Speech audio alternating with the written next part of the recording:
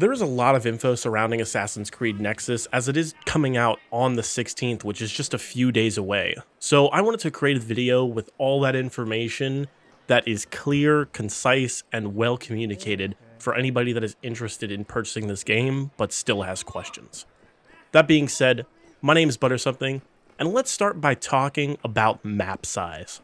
Now, the presenter here actually activates a synchronization point, and if you've played Assassin's Creed, you know what a sync point is, but if you have not played Assassin's Creed at all, a sync point is a interactable that pretty much scans whatever specific district you are within the Assassin's Creed world and starts putting all of the markers on the map, if you will. This is for side quests, for collectibles, activities, so on and so forth, and that's what he has just performed here. And this looks to be probably one of 10 to 15 districts, as there are 2 towers within this one, so that's me guessing that there's probably 2 high points in each individual district.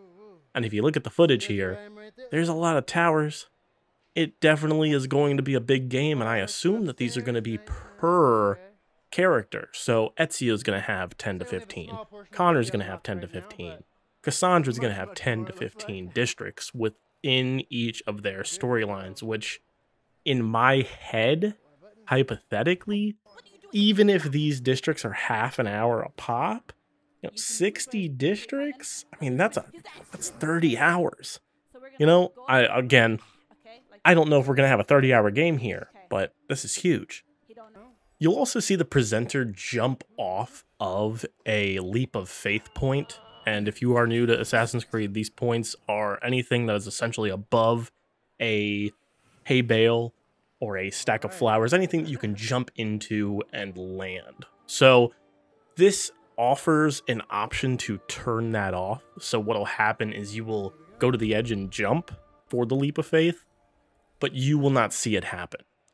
Another cool thing is after he lands, you see that he can peek through the haystacks. Since all Assassin's Creeds are in third person, we are able to see in that type of gameplay around us. But I wasn't really sure how this was going to translate to VR, but it seems that they have pretty much added a vignetted window mode out of the haystack, which is awesome, and I think that is a really cool engineering, developmental tool right there. One of the cool things that I actually saw on the menu screen here is it tells you that your head is actually not the piece of your body that the enemy is looking for. They're actually looking for your chest. So if you do peek out around a corner with your head, you shouldn't be spotted, because they want to make sure that you're able to actually sneak and play the game in an enjoyable way. Here we see that you will actually be able to distract enemies with objects, which is massive. When you are playing a stealth game, usually it comes down to how well you're able to distract and hide from a lot of these enemies. So for me personally, when you are playing a stealth game, if you are not able to truly stealth and have objects interact with the world in such a way that they will distract enemies, then you are doing stealth wrong, in my eyes. Now, I want to talk about combat. I am definitely a little bit worried about it, seeing as how it really has that Infinity Blade feel from the 2010 mobile game, where it has like a pop-up that tells you where to block and what to do for the most part. That, I get it as kind of an accessibility option. You don't want people to be locked out of combat and not really be able to be good enough to compete, so to speak. But I do think it is important that there is options to disable these things and speed up that combat. Another issue that I have is, as you'll see here, we have someone taking on, 4 or 5 enemies at the same time, but they all seem to be forming a line saying, "Yeah, you get him." And then when their partner or teammate goes down, they say, "Okay, now it's my turn."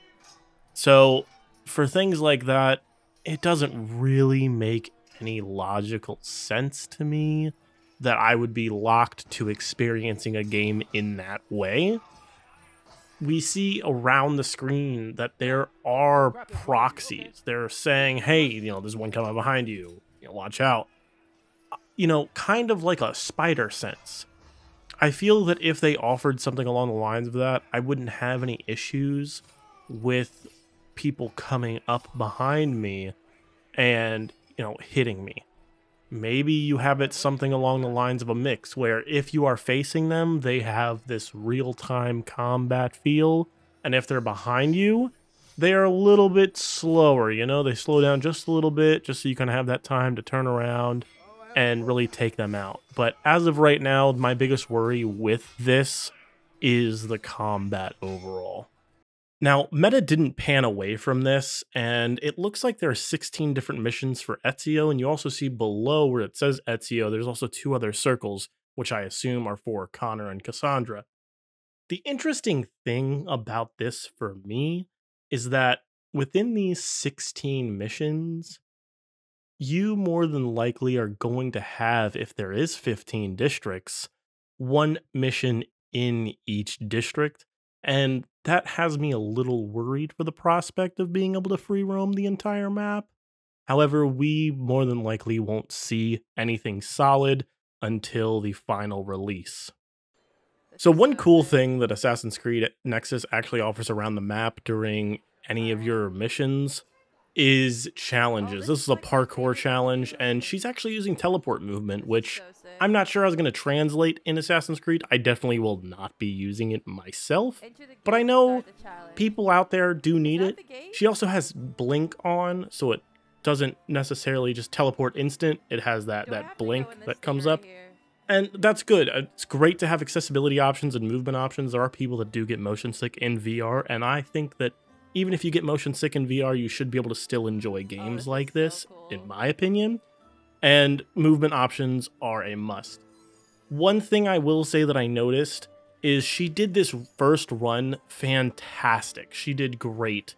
However, the following runs, it seemed that the teleport didn't really lock on to where you need to jump as well as the regular running does. It seems that when you are locked with the regular running, you are pretty much spot on.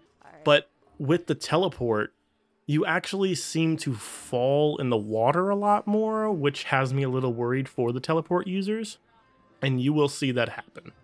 So it does look like we do not get the crossbow until the 7th mission. As I said earlier, Meta was only showing the very first tutorial section as well as the 7th mission while at TwitchCon a few weeks ago. Now, for me, I don't mind getting it this late. We already have throwing knives, we have a sword, we have our hidden blade. But I do like that you're able to actually interact realistically with this and able to pull bolts off of your back. And I think personally it's probably better that you refill these with physical holsters and pouches rather than having to find just bolts lying around. Parkour and climbing is the most, if not one of the most, important mechanics in Assassin's Creed. And unfortunately, he didn't really show off too much when he had his gameplay. But I do believe that with the lock-on from jumping from roof to roof or platform to platform, I think that will help in the long run.